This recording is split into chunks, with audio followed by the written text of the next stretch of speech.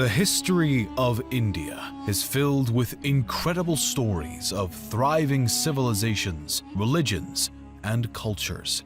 Dating all the way back to the Paleolithic age, India's civilization is one of the oldest that we know and has played a part on the world stage for centuries, and even still today. While it is impossible to truly capture all of India's history in one video, it still serves as a worthy topic to delve into.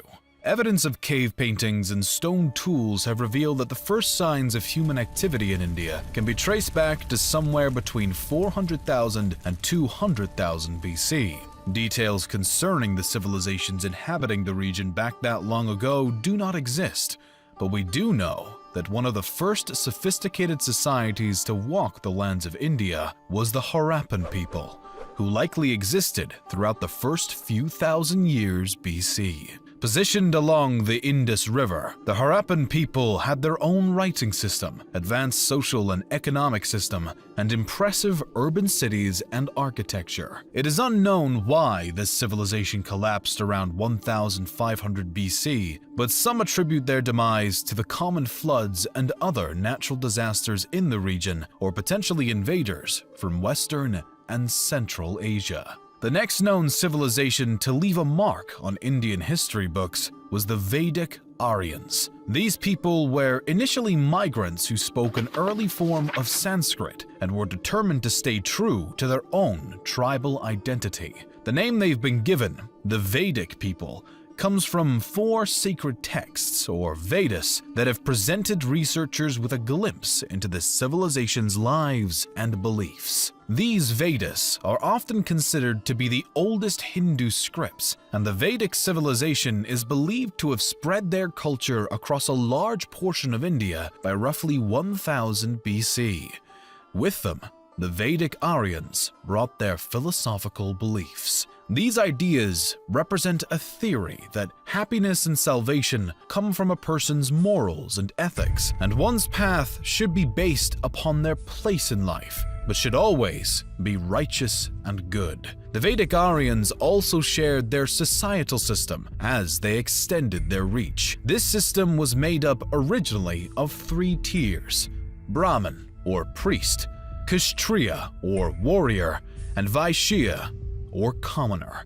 The Aryans continued to spread their tribal settlements across India throughout the following centuries as their own civilization grew and flourished in both culture and trade. A series of 16 individual settlements or states spanned across northern India, including the Gandhara, Kosala, Kuru, and the Magadh. The latter particularly flourished under the rule of Chandragupta Maurya during the 4th century BC as it began to expand, and its leader grew his own authority and worked to form the Mauryan Empire, which is believed to be the first Indian imperial power.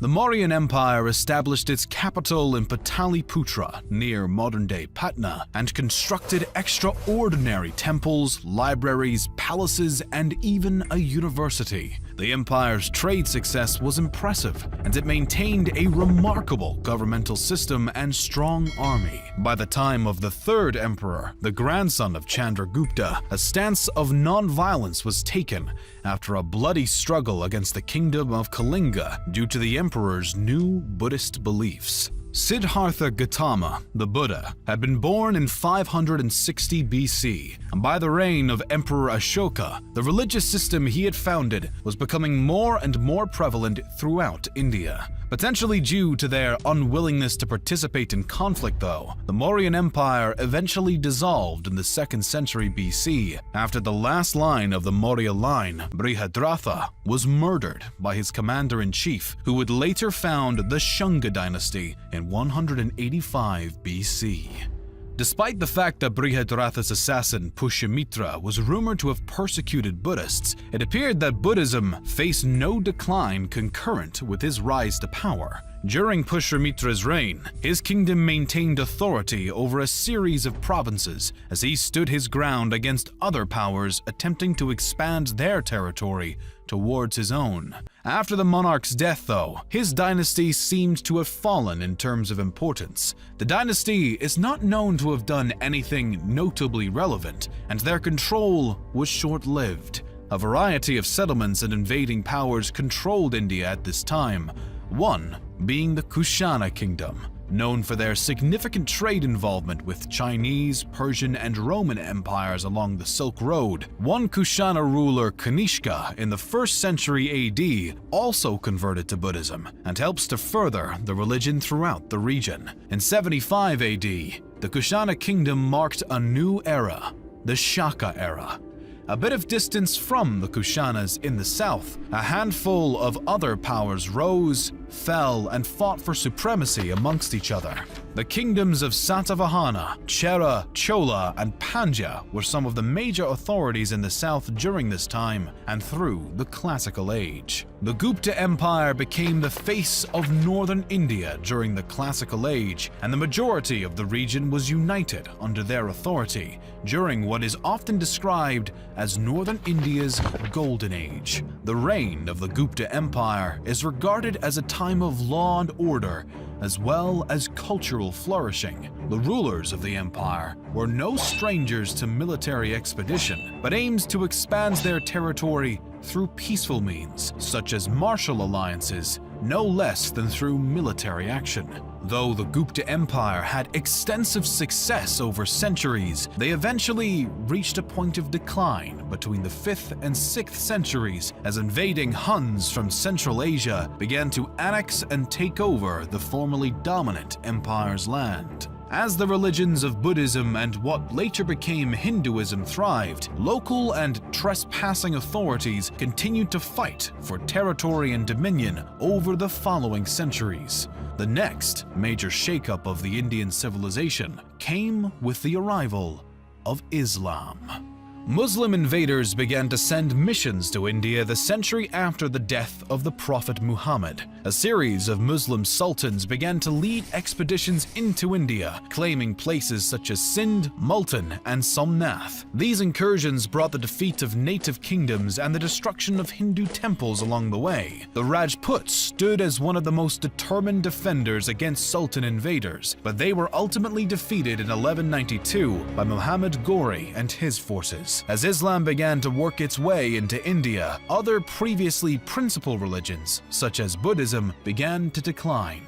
By the start of the 13th century, the era of the Delhi Sultanate dominion arose. The first dynasty within the Delhi Sultanate was founded by Qutb-ud-Din Aibak. The slave dynasty controlled the Sultanate until around 1290, when the Khilji dynasty took over, first by the hand of Jahal-ud-Din Khilji. His family held the throne for less than a century, as the Tughlaq dynasty was next to seize power in 1320. The Tughlaq dynasty technically retained power until 1412, but matters were complicated by the incursion led by Timur in 1398 into Delhi. As the Tughlaq dynasty weakened, the Sayyid dynasty replaced them starting in 1414. The Sayyids lasted for roughly 37 years, but the last ruler's reign was stained by rebellion and discord as the dynasty fell from grace. Yet another dynastic authority took the open throne, this time being the Lodi dynasty. The new dynasty lasted until the death of the then current ruler, Ibrahim Khan Lodi, who was killed in battle at Panipat by the army of Kabul's leader Babur in 1526. Ibrahim's death brought about the final end of the Delhi Sultanate as a whole.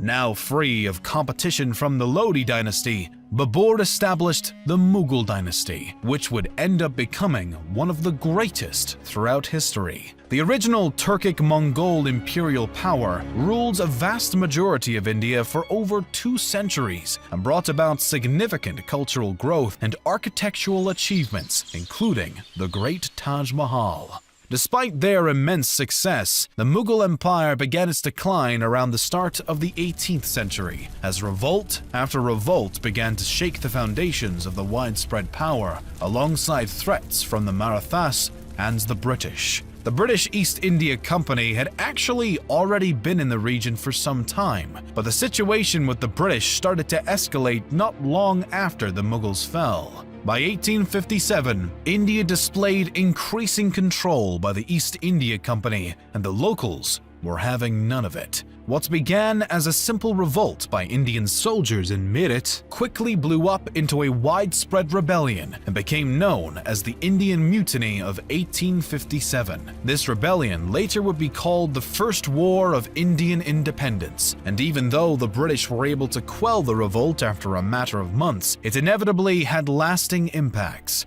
In response to the mutiny, on November 1, 1858, Britain's Queen Victoria declared that India would be ruled in the name of the British Crown from that point on. Locals maintained their disapproval and anger at the British supremacy over their land, and nationalist sentiments and movements were far from extinguished. The next major move towards independence came when Mahatma Gandhi and the Indian National Congress decided to withdraw all cooperation with the British government, beginning the non-cooperation movement following the end of World War I. When this strategy did not bring the wanted results, Gandhi adopted a new technique in the form of the civil disobedience movement in December of 1929. Essentially, the movement was made up of the declaration of an Indian Independence Day that would be celebrated on January 16th, and complete disobedience of any orders by the British government. Again, Gandhi's strategy failed, and this time he was even arrested, while many other rebels were murdered. Still, the British were eventually pushed into the Round Table conferences beginning in November of 1930, the second of which Gandhi attended. The conferences marked another failure, and civil disobedience reignited. Gandhi's next attempt, the Quit India movement, again made no drastic progress. World War II brought about new issues as India was forced into war by the British, but at the conflict's conclusion, a new Labour Party came into power in India and showed sympathy towards the fight for independence. Finally, as August 14th turned to 15th in 1947, India became an independent nation,